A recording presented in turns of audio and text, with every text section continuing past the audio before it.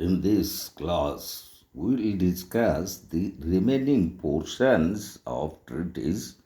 So, the remaining portion will start from who can be parties to a treaty.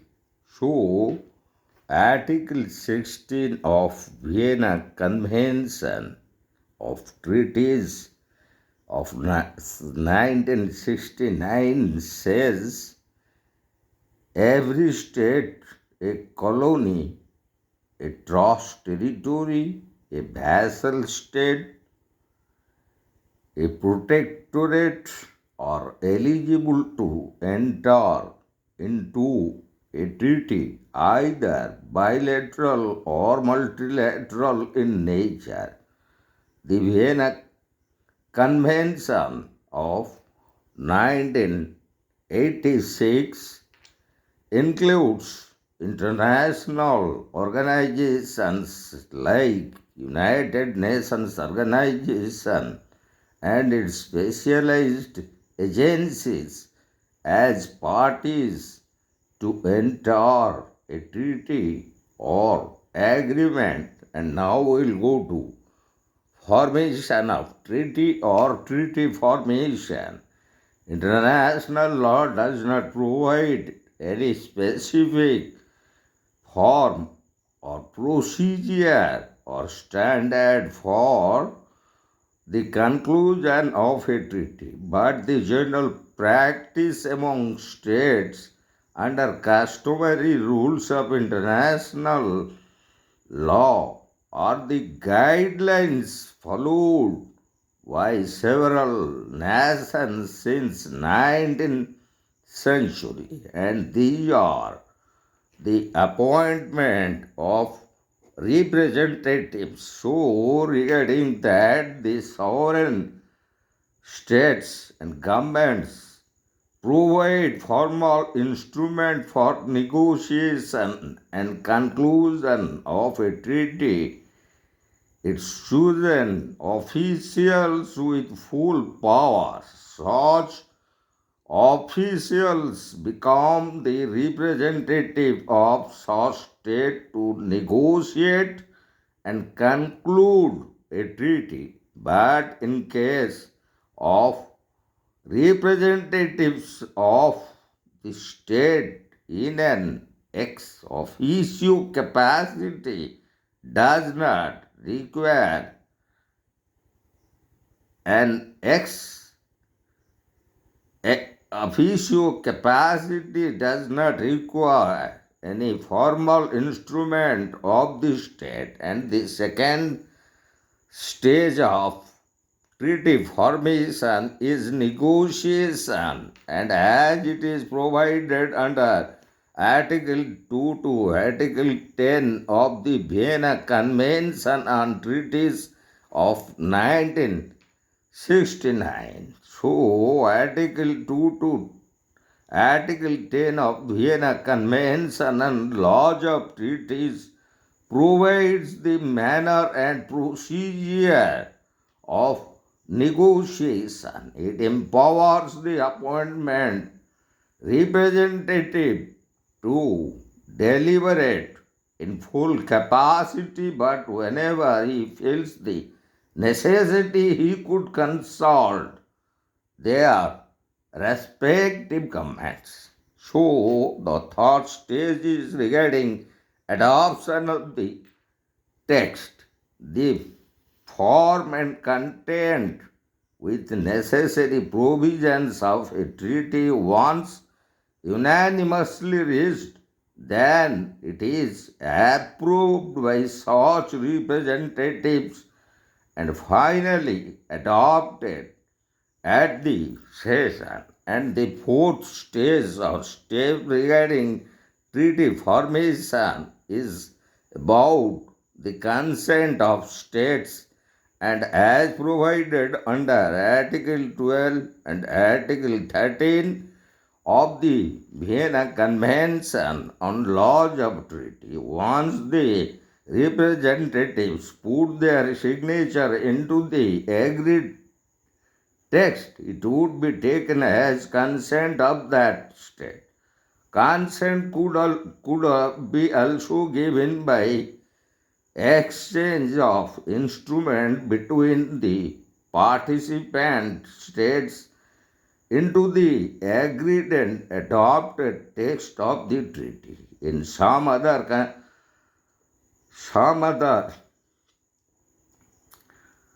adopted text of the treaty depends on the ratification by the head of the state or government or the ratification by the legislature of a state. So also any state becomes a party to a treaty by formally announcing its accession to the terms and conditions or to the provisions of a treaty.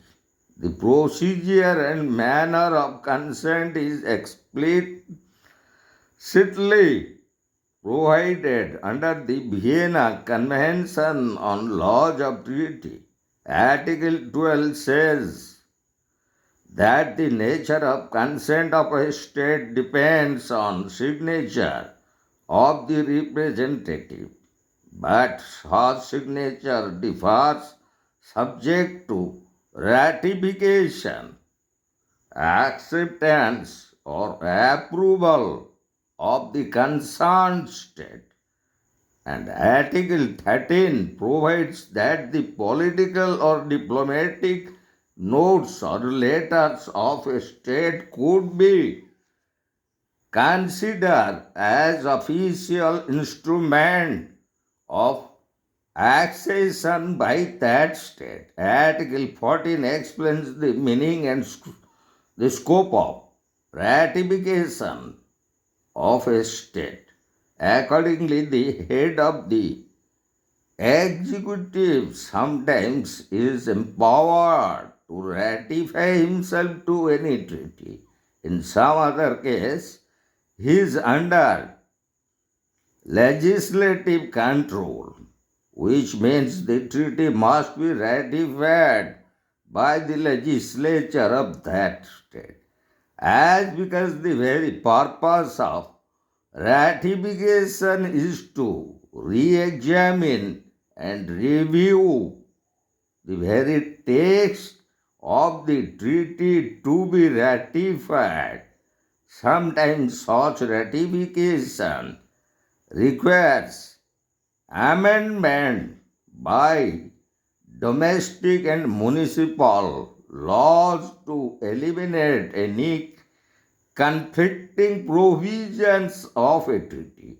Even sometime before ratification, a state is required to consult any public opinion regarding the provisions of a treaty to be ratified. So, regarding the very modes of ratification as provided, so the very modes of ratification also differs from state to state.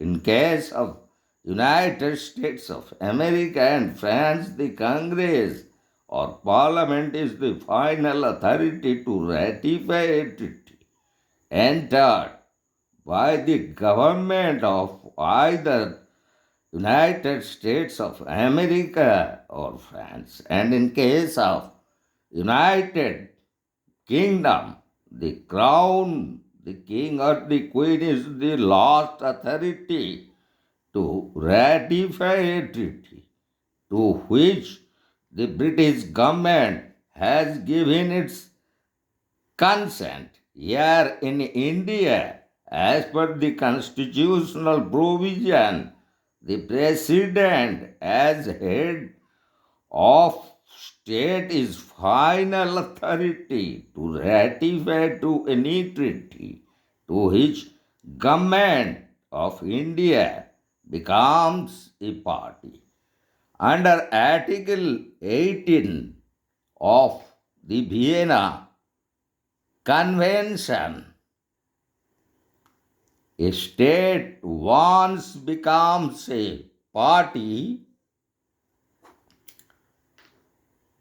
to a treaty is bound by it. In case of refusal by a state, it could be forced to ratify by the Security Council as provided under Article 39 of the United Nations Charter. Also, Article 41 of the Charter provides that a state has to ratify as per the direction of the Security Council resolution. Article 15 of the Vienna Convention on Laws of Treaty, a state could give consent to a treaty either by its direct accession to the treaty or by fulfillment of the conditions of ratification or on approval by the legislature of that state. This provision is only applicable to multilateral treaties. And now we'll go to how a treaty came into force or entry into force. And in regards to that, we'll discuss Article 24 and 25 of Vienna Convention laws of Treaty of 1969. So, Article 24 of the Vienna Convention provides that a treaty comes into force depending upon the subject and manner and the date as provided in the treaty itself. If such conditions are not provided, then once it received consent of the state, then it immediately comes into force. And as well under Article 25 of Vienna Convention on laws of treaty, the very provisions of a treaty usually comes into force provisionally before its final ratification by a state. And the final stage of treaty making is the registration and publication of the treaty. And as it is provided under Article 80 of the Vienna Convention on Laws of Treaty, and that is, once a treaty enter into force, must be transmitted to the Secretariat of United Nations for registration and publication of such treaty for the purpose of avoiding any secret agreements, and will also help possible violation of the provisions of a treaty. And now we'll go to termination of treaty. So, how a treaty could be terminated? As regarding multilateral treaties, we'll discuss the provisions of Article 65 to Article 68, which deals with the provisions relating to termination of multilateral treaties.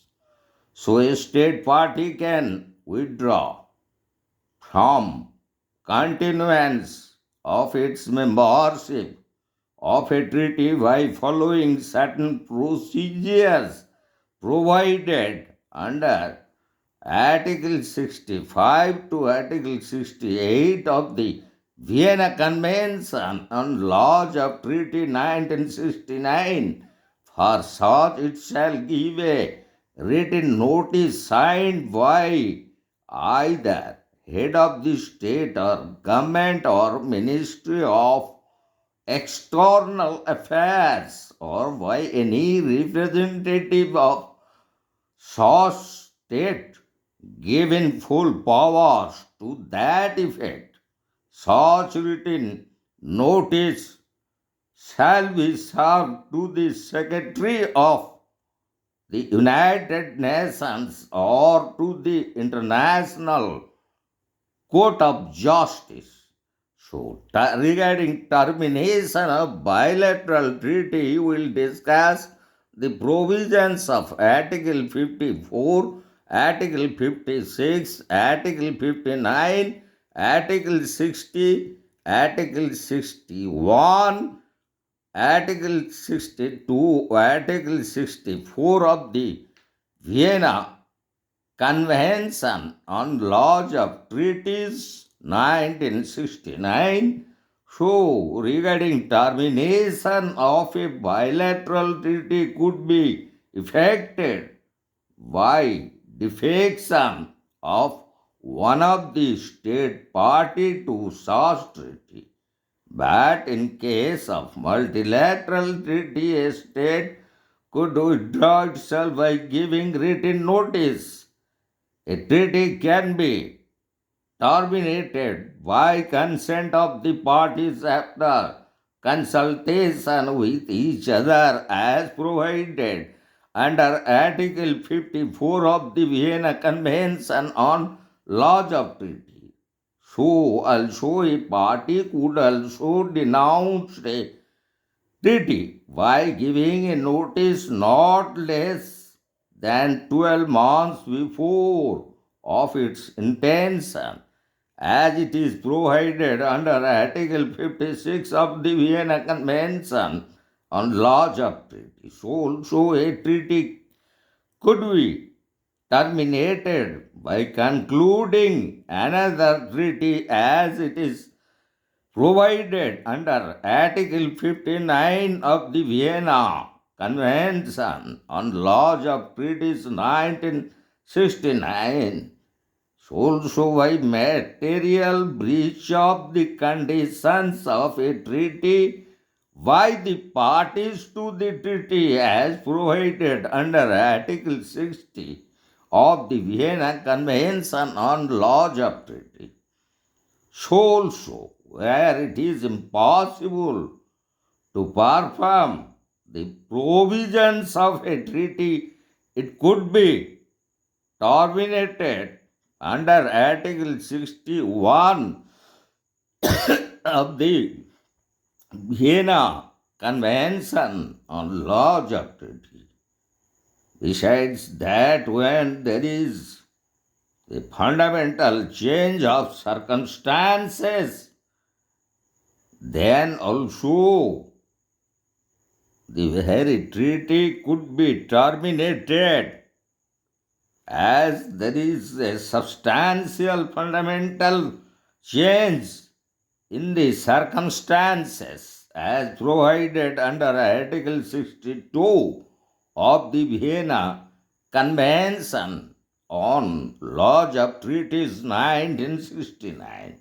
And finally, when there the emergence of a new norm in international law, a treaty could be terminated as it is provided under Article 64 of the Vienna Convention on Laws of Treaty 1969.